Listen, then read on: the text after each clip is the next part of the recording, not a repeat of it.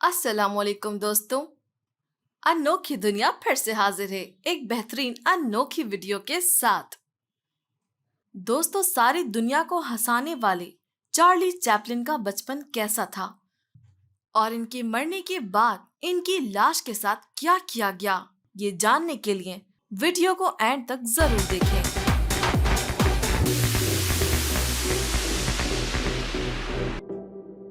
दोस्तों, Charlie Chaplin 1879 में England में पैदा हुआ था, लेकिन दूसरों के चेहरों पर मुस्कुराहट बिखेरने वाले चार्ली चैपलिन की अपनी जिंदगी बचपन में दुखों से भरी हुई थी।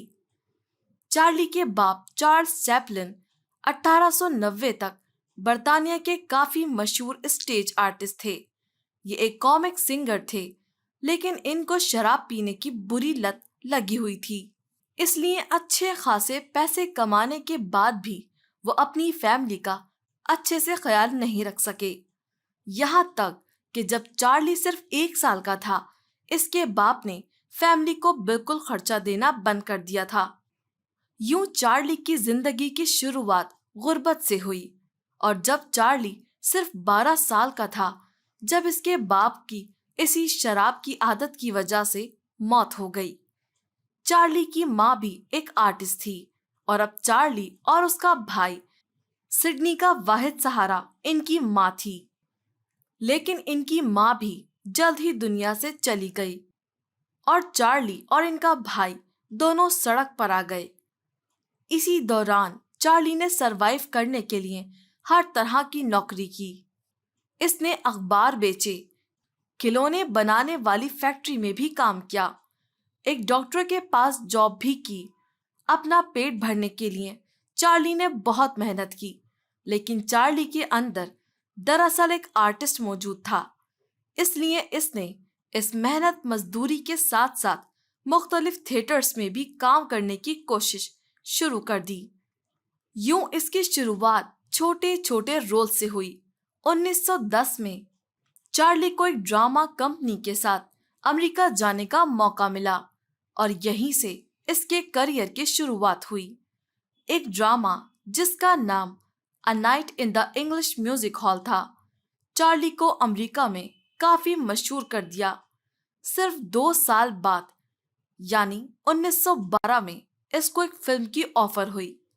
दोस्तों, चार्ली चैपलिन की पहली फिल्म में इसको हफ्ते के सिर्फ $150 मिले थे, लेकिन इस फिल्म की कामयाबी ने चार्ली की डिमांड बढ़ा दी, और फिर एक के बाद एक मूवी ने चार्ली चैपलिन को साइलेंट कॉमेडी मूवी का बादशाह बना दिया।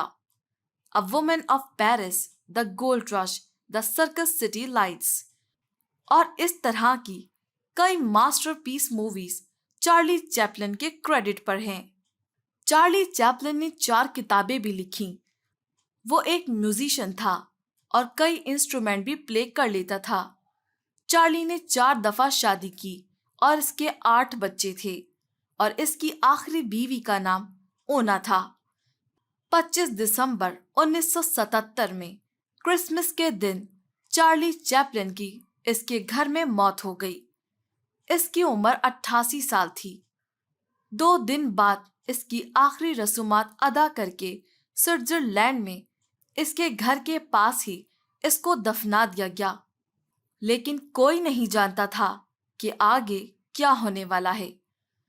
चार्ली की मौत के 2 माह बाद 2 मार्च 1978 को चार्ली की बीवी ऊना चैपलिन को लोकल पुलिस की तरफ से कॉल आई। उन्होंने ऊना को ऐसी बात बताई कि ऊना के होश उड़ गए। पुलिस के मुताबिक चार्ली चैपलिन की लाश इसकी कब्र से गायब थी। किसी ने चार्ली की कब्र खोदकर इसकी बॉडी को चोरी कर लिया था। पूरी दुनिया इस वाकये को सुनकर हैरान रह गई थी। दुनिया के मशहूर तरीन लोगों में से एक चार्ली चैपलिन की लाश गायब हो चुकी थी। स्विट्जरलैंड की पुलिस ने इस पर काम करना शुरू कर दिया था। लाश गायब होने के कुछ ही दिनों के बाद चार्ली की बीवी ऊना को एक कॉल मौसूल हुई। ये कॉल अगवाकारों की थी। उन्होंने चार्ली की बीवी को बताया کہ چارلی کی لاش ان کے قبضے میں ہے اور انہوں نے اس لاش کے بدلے $6 لاکھ مانگے، جو آج بھی ایک بڑی رقم ہے، اور اس وقت تو یہ ایک بہت ہی بڑی رقم تھی۔ یہ ایک حیران کن بات تھی کہ ایک لاش کو اغوا کر کے اس کے بدلے تاوان مانگا جا رہا تھا۔ چارلی کی بیوی اونا نے صاف پیسے دینے سے انکار کر دیا تھا، لیکن اغوا کاروں نے اس کے چھوٹے بچوں کو بھی تکلیف پہنچانے کی دھمکی دی۔ اس زمانے میں فون بوتھ سے ہی کیے جاتے تھے، اس لیے پولیس نے آس پاس کے تقریباً 200 فون بوتھس کو مانیٹر کرنا شروع کر دیا۔ ان فون بوتھس کو ٹیپ کیا جاتا تھا اور ان کے آس پاس ہر وقت سادہ لباس میں پولیس موجود رہتی تھی۔ کچھ ہی عرصے میں پولیس نے 2 لوگوں کو چارلی کی لاش چرانے کے جرم میں پکڑ لیا تھا۔ ان لوگوں کا نام رومان وارڈس اور گینسیو گینف تھا۔ ان کا تعلق ایسٹرن یورپ سے تھا اور یہ لوگ میکینک تھے۔ انہوں نے سوئٹزرلینڈ میں پناہ لی ہوئی تھی۔ یہ لوگ ریفیوجیز تھے۔ ان کا ماسٹر مائنڈ رومان وارڈس تھا۔ انہوں نے چارلی کی باڈی چوری کر کے چارلی کے گھر سے 1 میل دور کھیتوں میں دفن کر دی تھی۔ پولیس نے دونوں کی موجودگی میں چارلی چیپلن کی لاش کو وہاں سے نکالا اور دوبارہ اس کی قبر میں دفنایا۔ اس بار قبر کو کنکریٹ سے پکا کروایا گیا تھا کہ اس کی لاش کو دوبارہ چوری نہ کیا جا سکے۔ مجرم رومان کو 4.5 سال کی سزا سنائی گئی، جبکہ دوسرے مجرم کو 18 مہینوں کے لیے جیل بھیج دیا گیا۔ انہوں نے یہ جرم ایک اٹالین اخبار میں شائع ہونے والی کہانی کو پڑھ کر کیا تھا۔ انہوں نے پکڑے جانے کے بعد چارلی چیپلن کی فیملی سے معافی مانگی اور چارلی کی بیوی اونا نے ان کی معافی قبول کر ان کو معاف بھی کر دیا۔ لیکن اس واقعے نے پوری دنیا کو حیران کر دیا۔